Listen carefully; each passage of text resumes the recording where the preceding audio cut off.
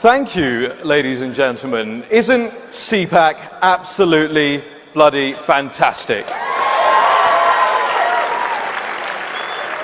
I've got to tell you, this is somewhat of a nerd dream of mine. I've been coming to CPAC now for 8 years, and I've wanted to stand here and wax lyrical for a very long time, but you have a better speaker, so I will keep this brief. My name is Raheem Kassam. I'm the editor-in-chief of Breitbart's London Bureau.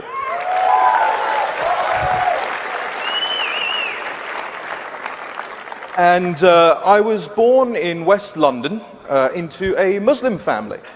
And I am now proud to say that I am a conservative. I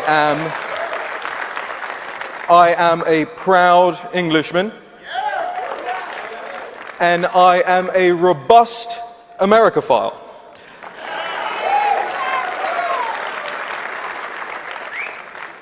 But sometimes when people meet me, they ask me, "Oh, Raheem, that's a Muslim name. Do you make the Hajj? Do you do the pilgrimage?"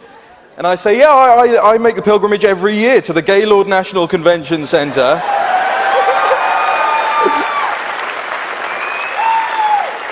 To be amongst people like you, the people who have made such a massive difference. You have changed the world, ladies and gentlemen. But there is a lot of the world that still needs changing. You know, I was in Sweden last week. Sweden! You heard of Sweden, right? You heard a lot about Sweden in the past few days. Absolutely extraordinary. I want to talk to the back of the room for a second, the media at the back of the room for a second. You can do better than that, come on. Yeah. Look, I was in Malmo, I was in Husby, I was in Rosengård, I was in Stockholm, I was in these no-go zones. And actually, if you want a little bit more about that, if you go down to the Regnery stand downstairs, I've got a book coming out on it. And I was there in these no-go zones, and I came back, and we were talking about Sweden, and Donald Trump's talking about Sweden. And I was in Paris too, and I was in Brussels and Molenbeek too. And you guys at the back, you just don't get it. You don't go there. You don't see what's going on. Get your heads out of your rears.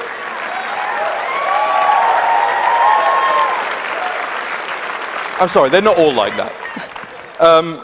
But I'm here to introduce a man today who really changed my life in a very significant way, who changed my country in a very significant way, and I would argue changed the world in a very significant way. You know, last year we had Brexit.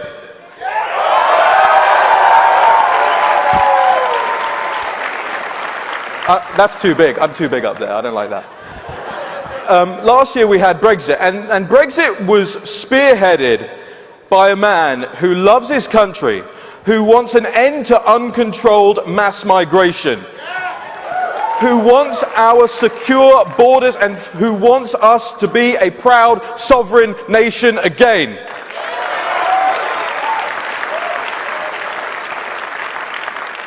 I used to work for that man. He is a member of the European Parliament.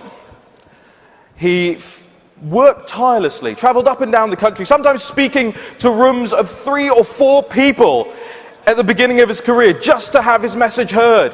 20 years ago, this movement started. He's been a mentor to me, he's been a friend to so many of us, and he's also been really a father figure to so many of us. He has survived cancer.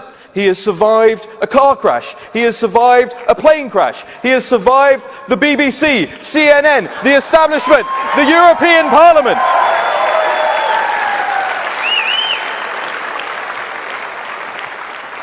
And he's also a very demanding man. He's a man who, when I worked for him, would be just like Donald Trump, just like President Trump, would call at the most inopportune time. Hold on a minute. Yes, Nigel, I'm nearly done. I'm nearly done. Thank you. Yes, yes. Sorry, Mr. Brexit. Mr. Brexit. Ladies and gentlemen, Mr. Brexit, Nigel Farage, my good friend. Please welcome him to the stage.